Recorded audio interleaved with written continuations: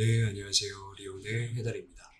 오늘은 기초 강의 7강 주요 핵심 상품에 대해서 알아보는 두 번째 시간이고요.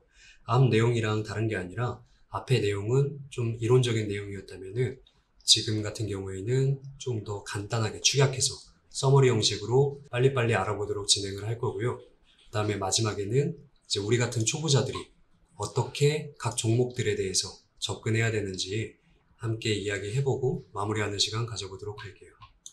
네, 처음으로는 나스닥. 네, 상품 코드는 NQ고요. 거래소는 CME 거래소에 상장되어 있습니다. 1호가 단위는 0.25 지수 포인트고 틱 가치는 한 틱당 5불로 설정이 되어 있어요. 거래 시간은 08시에서 07시지만은 지금은 현재 썸머타임이기 때문에 1시간씩 앞당겨져서 7시부터 그 다음날 오전 6시까지 진행을 하고 있습니다. 간단한 상품 안내 같은 경우에는 나스닥 100 주가지수 선물 상품의 계약 단위를 5분의 1로 축소한 선물 상품이에요. 일반적으로 지수 상품 하면은 이 나스닥과 항생을 사람들이 많이 하고 있습니다. 다음으로는 크루드 오일, 원유고요. 상품 코드 같은 경우에는 CL, 거래소는 동일하게 CME 거래소에 상장이 되어 있습니다. 호가 단위는 0.01이고요. 틱 가치는 한 틱당 10불로 설정되어 있어요. 그래갖고 회원님들이 일반적으로 거래를 하실 때 유익 있게 보셔야 될 거는 각 상품들마다 해당 호가와 틱 가치가 다르기 때문에 일반적으로 나스닥에서 10틱을 먹은 거랑 오일에서 10틱을 먹은 거랑은 기본적으로 다릅니다. 나스닥에서 10틱을 먹었다고 가정을 하면은 한 틱당 5불이기 때문에 50불이 되는 거고요. 그 다음에 오일을 10틱을 먹었으면은 틱 가치가 10불이기 때문에 10틱이면 100불을 먹게 되는 거죠. 거래 시간은 앞의 내용과 동일하게 08시부터 07시까지지만 현재 썸머타임이기 때문에 1시간 앞당겨져 있는 상황입니다. 미국 서부 텍사스 지역에서 생산되는 중진류 WTI를 기초자산으로 하는 선물 상품이에요. 네, 다음으로는 골드입니다. 골드의 상품 식별 코드는 GC, 거래소는 동일하게 CME 거래소로 나와 있고요. 호가 단위는 0.01, 틱 가치는 한 틱당 10불입니다. 그냥 크루드 오일이랑 동일하다고 생각을 해주시면 편할 것 같아요.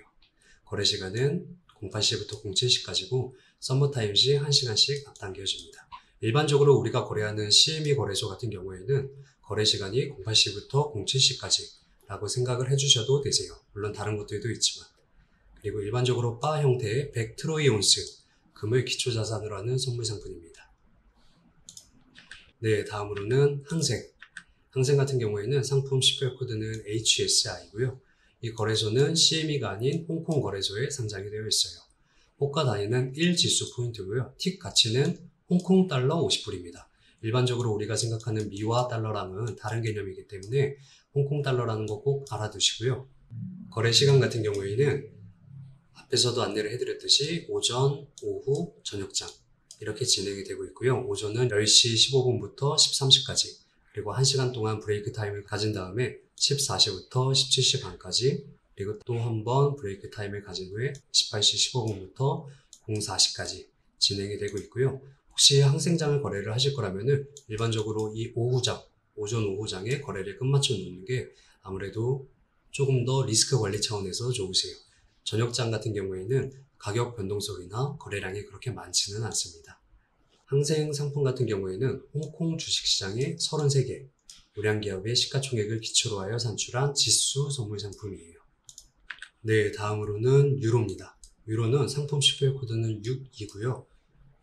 거래소는 CME에 상장이 되어 있습니다. 유로 같은 경우에는 유럽 거래소에서도 상장이 되어 있기는 하지만은 일반적으로 사람들이 많이 거래하는 거래소는 CME 거래소라서 CME 거래소를 넣어놨습니다. 호가 단위는 0.00005고요. 틱 가치는 한 틱당 6.25불입니다. 이 호가 단위는 소수점 밑으로 상당히 떨어지지만은 틱 가치는 결코 낮지 않아요. 거래 시간 같은 경우에는 08시에서 07시, 썸머타임 유의해 주시고요.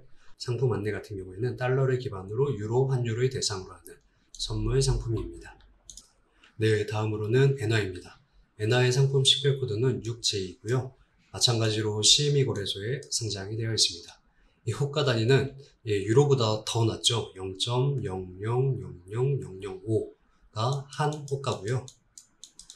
틱 가치는 유로와 동일하게 6.25불입니다. 거래 시간은 08시에서 07시. 썸머타임 체크해 주시고요.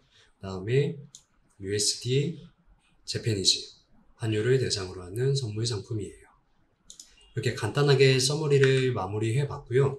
지금 앞 강의에서 안내를 해드린 거는 좀 약간 이론적인 부분들도 있고, 알면은 좋고 몰라도 크게 상관없는 내용들도 있다고 한다면은, 지금 제가 이번 강의에서 서머리 해드린 내용들 같은 경우에는 좀 필수적으로 알아놓으시면은 매매를 하는데 불편함은 없으실 것 같아요.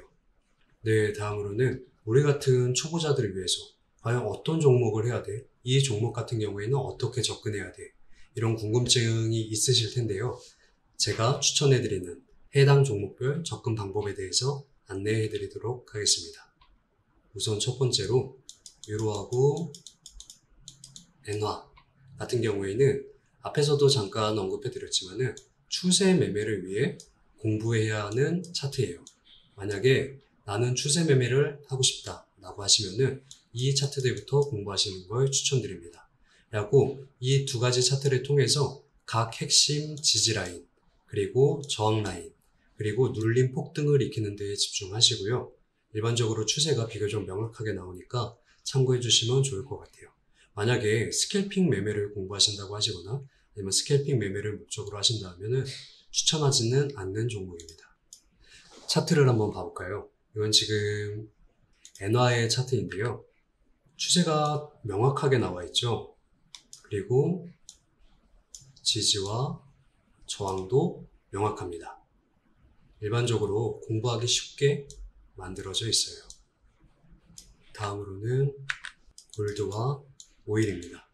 골드하고 오일 같은 경우에는 아까 앞에서 안내해드린 유로하고 엔화와는 달리 가격 변동성하고 거래량이 높은 종목에 속해요. 그리고 특정 시간대에 가격 변동성이 큰 종목, 일반적으로 지수 종목 같은 그런 가격 변동성은 아니기 때문에 초단타로서의 매력은 조금 떨어집니다. 스캘핑을 공부하시려고 하신다면은 이 종목 같은 경우에도 특정 시간대에 거래량이 몰리는 게 아니라서 추천드리는 종목은 아니에요. 추세 매매 같은 경우에는 비교적 방향성이 쉽게 나오기는 하지만은 조금 더 위아래로 흔드는 경우가 있어가지고 만약에 추세 매매를 처음 공부한다 하시는 분들에게는 추천해드리지는 않습니다. 차트를 한번 봐볼까요? 이거는 5일 차트인데요. 추세가 가파르게 올라가기는 했지만은 지금 너무 가파르게 올라갔기 때문에 피로감 때문에 조정을 주고 있는 모습이에요. 네, 실제로 이 지지 같은 경우에도 살짝 눌러주고 다시 반등하는 모습을 보여주고 있고요. 네, 추세는 기본적으로 좀 어느 정도 파악이 가능할 수 있지만은 눌림이나 아니면은 반등이 생각보다 크거나 낮을 수 있기 때문에 추세 매매를 공부한다고 하신다면은 유로하고 엔화 차트를 먼저 보시는 걸 추천드리도록 할게요. 네, 다음 마지막으로는 나스닥과 항생입니다. 이 두 종목 같은 경우에는 앞에서 안내해드린 네 종목보다 가격 변동성하고 거래량이 훨씬 큰 종목이에요. 그리고 만약에 앞에 언급해드린 종목 같은 경우에는 스캘핑으로서는 별로 추천해드리지 않는다고 말씀을 드렸지만은 이 두 종목은 시초가 혹은 이제 장 시작 후 1시간, 2시간 정도는 스캘핑 하는데 적합한 종목이기도 합니다. 다만 이제 당장 수익에 연연해가지고 한 틱으로 스캘핑을 하다가 만약에 물렸다거나 아니면 손실이 발생해갖고 다계약으로 스위칭을 한다던가 아니면은 한 계약이 아닌 두 계약, 세 계약 이상 운용을 하는 거는 추천드리지는 않아요.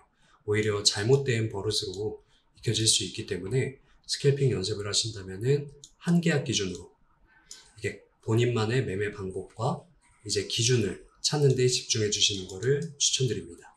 그리고 추세 매매를 하시는 분들 같은 경우에는 우선 이 종목들 같은 경우에는 본인만의 진입 포인트를 어디로 잡느냐가 가장 중요합니다. 첫 번째로는 방향성을 가장 먼저 잡으시고 두 번째로는 그 방향성에 맞는 진입 포인트를 잡는데 집중해 주시면 됩니다. 이것도 차트를 한번 보도록 할게요. 네, 딱 봐도 엄청 지저분해 보이죠? 금일 항생장인데요. 여기 보시면은 지지가 있었지만은 눌림을 줄 때 확 눌려주죠. 이 지지가 이렇게 뚫렸으면은 누구라도 이게 매도 추세로 꺾이려나? 라고 생각을 해볼 수도 있습니다. 그렇기 때문에 확실하게 어느 정도 방향성과 진입 타이밍을 맞게 잡아야 되는 거고요. 그리고 스캘핑을 만약에 하신다면은 내가 어느 타이밍에 들어가서 10포인트 끊고 먹고 나와야 되는지, 그리고 이 추세가 언제 바뀔지, 계속되면은 돌파 매매를 해서 20포인트를 먹을 건지, 아니면 추세가 바뀔 때를 기다려서 올라갔을 때 10포인트를 먹을 건지, 이런 것들을 본인만의 스캘핑 매매 방법을 정하는 게 가장 중요해요. 그 항생하고 나스닥도 그렇고, 그 다음에 스캘핑 같은 경우에는 더더욱더 이제 대응하는 게 중요하기 때문에 그때그때 상황에 맞춰서 빠른 판단력으로 대응을 해주는 연습을 하시는 게 좋을 것 같습니다. 네, 여기까지 이제 주요 핵심 상품에 대해서 알아보는 시간 가져보았고요. 그 다음에 앞에서 이야기한 방법들 같은 경우에는 뭐 지지나 저항이라든가 아니면 눌림폭이나 반등, 아니면 뭐 스캘핑은 어떻게 해야 되는지, 혹은 치크 차트는 어떻게 사용을 해야 되는지, 이런 방법들은 나중에 추후 강의에서 따로 업데이트를 해서 알려드리도록 할 거고요. 지금 제가 안내해드린 거는 해당 종목을 어떻게 접근해야 되는지 가이드라인이라고 생각을 하고 접근을 해주시면 편할 것 같아요. 실제 그 가이드라인을 믿고 아니면 본인이 경험해 본다고 실전 투자를 하는 거는 추천드리지 않고요. 꼭 모의 투자를 통해서 제 가이드라인 말고 제 가이드라인을 참고한 각각 본인들만의 가이드라인을 명확하게 만드시고 나서 실전 투자를 하시는 걸 추천드립니다. 네, 이상으로 기초 강의 7강 마치도록 하겠고요. 다음 시간에 뵙도록 하겠습니다. 감사합니다.